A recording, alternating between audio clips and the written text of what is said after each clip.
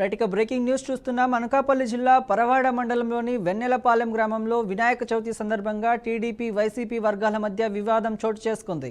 గ్రామ పంచాయతీకి చెందిన రామాలయం వద్ద వినాయక మండపం ఏర్పాటు విషయంలో 2 రోజులుగా ఉద్రిక్తత కొనసాగుతోంది. ముందుగా వైసీపీ నాయకులు రామాలయానికి తాళం వేశారు. ఆ తర్వాత టీడీపీ నాయకులు కూడా తాళం వేశారు. వినాయక చవితి రోజు ఇరు వర్గాల మధ్య ఘర్షణ తీవ్రంగా దాల్చింది. విషయం తెలిసిన పరవాడ ఎస్ఐ మల్లికార్జున జోక్యం చేసుకొని ఇరు వర్గాలను నచ్చజెప్పారు. పర్మిషన్ తీసుకున్న వారికే రామాలయంలో పూజలు చేసే అవకాశం ఉంటుందని స్పష్టం చేశారు. సర్పంచ్ అయినా సరే అనుమతి తప్పనిసరి అని చెప్పారు.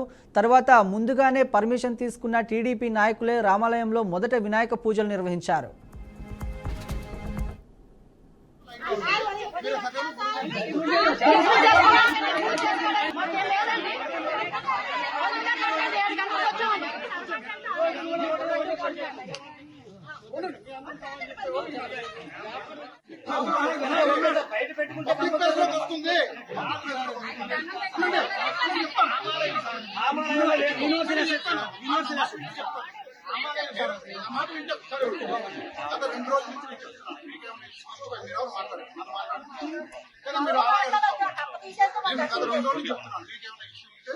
చెప్పండి. ఫస్ట్ పాయింట్ ఎవరు కూడా మాకు ఇష్యూ ఇస్తారని చెప్పలేదు.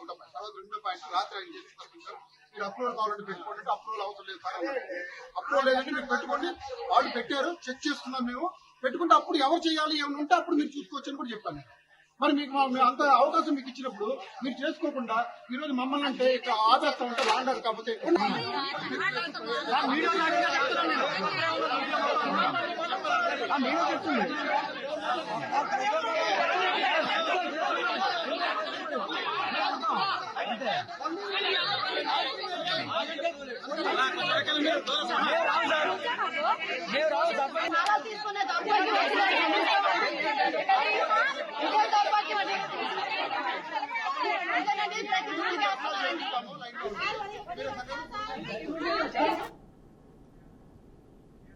శ్రీకాకుళం జిల్లా కేంద్రంలోని ప్రముఖ దేవాలయం శ్రీ విజయ గణపతి ఆలయంలో గణపతి ఉత్సవాలు ఘనంగా ప్రారంభమయ్యాయి. ఈ సందర్భంగా ఆలయ ప్రధాన అర్చకులు పెంటా శ్రీధర్ శర్మ మాట్లాడుతూ విజయాలు చేకూరుస్తూ విజయ గణపతి దేవాలయంలో భక్తులు ప్రత్యేక పూజలు నిర్వహిస్తారని, కోరిన కోరికలు తీరుతాయని విశ్వాసంతో అధిక సంఖ్యలో భక్తులు స్వామివారిని దర్శించుకుంటారని తెలిపారు.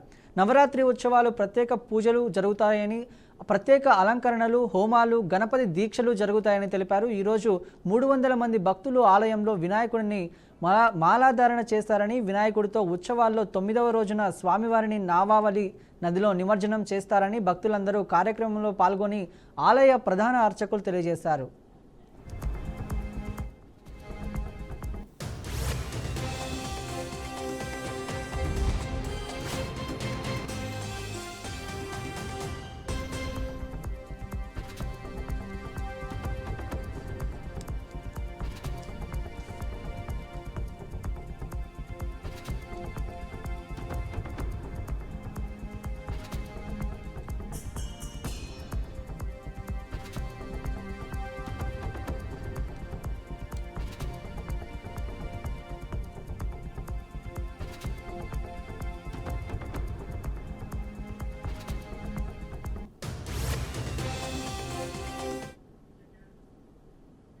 నంద్యాల పట్టణానికి చెందిన ప్రముఖ చిత్రకారుడు చింతలపల్లి కోటేష్ వినూత్న వినాయకుల్ని తయారు చేసి అందరి ప్రశంసలు పొందాడు.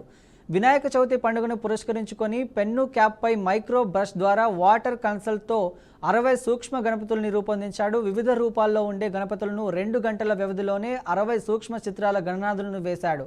ఈ చిత్రంలో గణనాథుడు భక్తులకు అభయమిస్తున్నట్లు ఓం ఆకారంలో గణపతులు, శంకు ఆకారంలో గణేశుడు, కాణిపాకం గణపతి, త్రిముఖ గణపతి, నాట్య భంగిమ గణపతి ఇలా అనేక రూపాల్లో గణనాథుని చిత్రాలు రూపొందించారు.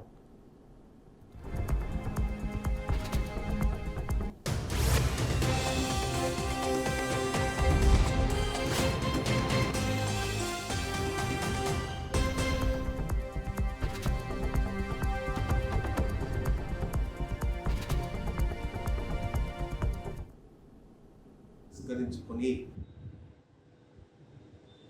ఒక పెన్ను క్యాపుపై స్వామి యొక్క చిత్రాలు, సూక్ష్మ చిత్రాలు అంటే వివిధ రూపాలతో 60 సూక్ష్మ చిత్రాలు పెన్ను క్యాపుపై వేశారు. ఈ చిత్రం వేయడానికి 2 గంటల సమయం పట్టింది. మైక్రో బ్రష్ ద్వారా వేశాను చిత్రాన్ని. గతంలో నేను ఎన్నో చిత్రాలు స్వామిపై వేశాను. అంటే 21 సంవత్సరాల నుండి నేను బొమ్మలు వేస్తున్నాను.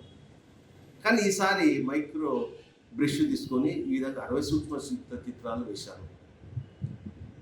నేను వేసిన ఈ చిత్రంలో గణనాథుడు భక్తులకు అభయమిస్తున్నట్టు, ఓం ఆకారంలో గణపతులు, శంకులో గణపతి, కాణిపాకం గణపతి, త్రిముఖ గణపతి, నాట్య గణపతి, ఇట్లా వివిధ రూపాల్లో వేసినాం. వినాయక చవితి పర్వదినం పురస్కరించుకొని ఓట్ చోరీ అంశంపై మంత్రి పొన్నం ప్రభాకర్ కీలక వ్యాఖ్యలు చేశారు. బీహార్, కర్ణాటకలో ఓట్ చోరీ జరిగిందన్నారు. ఇదే అంశంపైన రాహుల్ గాంధీ కొట్లాడితే ఆయన్ను తప్పుబట్టారని ఆగ్రహం వ్యక్తం చేశారు. బండి సంజయ్ కూడా ఓట్ చోరీలోనే గెలిచారని ఇది అందరికీ తెలుసన్నారు. బండిని రాజీనామా చేయమని తాము అనలేదన్నారు. ఎన్నికల సంఘం కేంద్రానికి ఏజెంట్గా పనిచేస్తుందన్న ప్రజలంతా అనుకుంటున్నారని ఫైర్ అయ్యారు. రాహుల్ గాంధీ గారు అంటే దేశం మొత్తం ఉన్నది. అదే మాట ప్రదేశ్ కాంగ్రెస్ అధ్యక్షుడు మేమందరం కూడా గంగాధర మీటింగ్లో ఉన్నాం.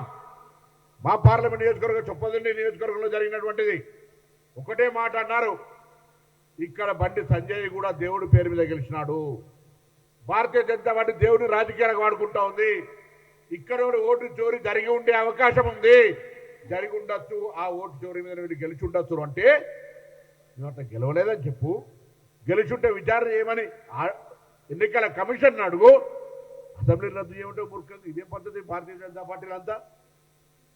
మీరు పార్లమెంట్ సభ్యులుగా ఆ ఓటు చోరీతో గెలవలేదని ప్రూవ్ చేసుకోండి ఆరోపణను. సరే ఇప్పుడు 8 గెలిచిందా, అందుకే 16, 17 నియోజకవర్గాలు అడగండి, 16 నియోజకవర్గాలు అడగమని చెప్తున్నా. నేను రాజీనామా చేయమని అనలే, ఇప్పుడు కూడా మేము అన్నామా? ఆయన 100 అంటాడు, ఆయనకి ఏమున్నది? ఆ మేధావులందరినీ అడుగుతా ఉన్నా, ప్రభుత్వము పూర్తిగా ఓపెన్ మైండ్ తోటి ఉంది.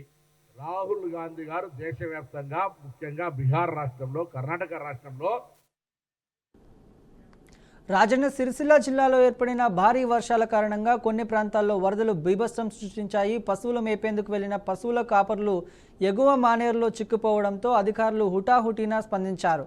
ఆపదలో చిక్కుకున్న వారికి సహాయం అందించేందుకు ప్రభుత్వం యుద్ధ ప్రాతిపదికన చర్యలు చేపట్టింది. బాధితులు సురక్షిత ప్రాంతాలకు తరలించేందుకు హెలికాప్టర్ సహాయక చర్యలు ఏర్పాటు చేసి ముమ్మరం చేశారు. ఇదే సమయంలో నియోజకవర్గ ఇన్ఛార్జ్ కేకే మహేందర్ రెడ్డి, ప్రభుత్వ విప్ ఆది శ్రీనివాస్ అధికారులతో ఫోన్ ద్వారా సమీక్ష జరిపారు. ఆది శ్రీనివాస్ స్వయంగా బాధితులతో మాట్లాడి ధైర్యం చెప్పారు.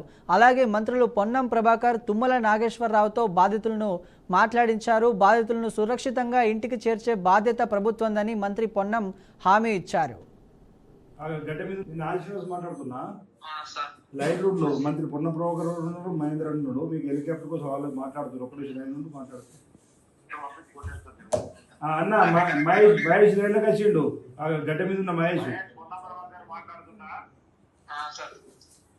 ఏం ఇబ్బంది లేదు, ధైర్యం గడ్డ మీద ఉన్నాం, నీళ్ళేం రావు, ఇబ్బంది అయితే కాదు. హెలికాప్టర్ వస్తుంది, హెలికాప్టర్ వాతావరణం కలవగానే నేర్చుకుంది. సరే సార్, ఇక్కడ వాతావరణ పరిస్థితిని వాళ్ళ ప్రమాదాలు వలదు కదా. సరే సార్, మిమ్మల్ని ఆయనకే పికప్ చేసేది నాది, ఆర్మీరావు, సాయంత్రం కలెక్టర్ ఎస్పీలో బాధ్యత, గవర్నమెంట్ బాధ్యత, రేవంత్ రెడ్డి గారి బాధ్యత.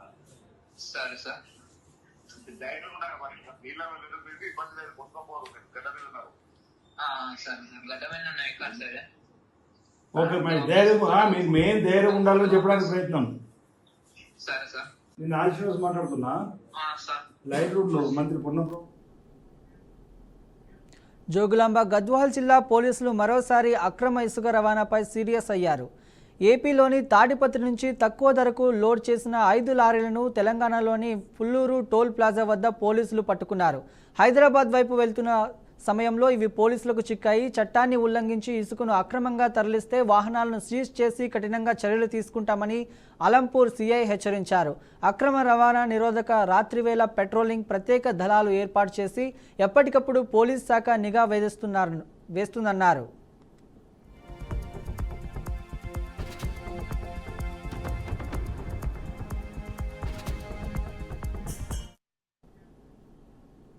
శ్రీ సత్యసాయి జిల్లా మడకసిర గ్రామంలో ఒక మైనర్ బాలికపై అత్యాచారానికి పాల్పడిన ఘటన చోటు చేసుకుంది. బాలిక బహిర్గతామి వెళ్తుండగా అదే గ్రామానికి చెందిన ఒక వ్యక్తి అత్యాచార యత్నం చేశాడు. బాధిత బాలిక కుటుంబం సభ్యులకు సమాచారం అందించగా వారు వెంటనే మడకసిర పోలీస్ స్టేషన్కు ఆశ్రయించారు.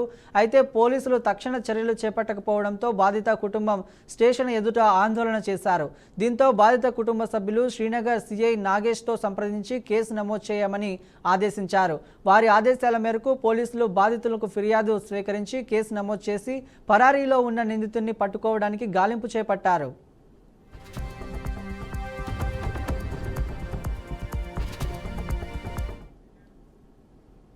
ఇవి ఇప్పటివరకు ఉన్న బులెటిన్ అప్డేట్స్. మరిన్ని అప్డేట్స్ కోసం చూస్తూనే ఉండండి బీఆర్కే న్యూస్ తెలుగోడి సత్తా.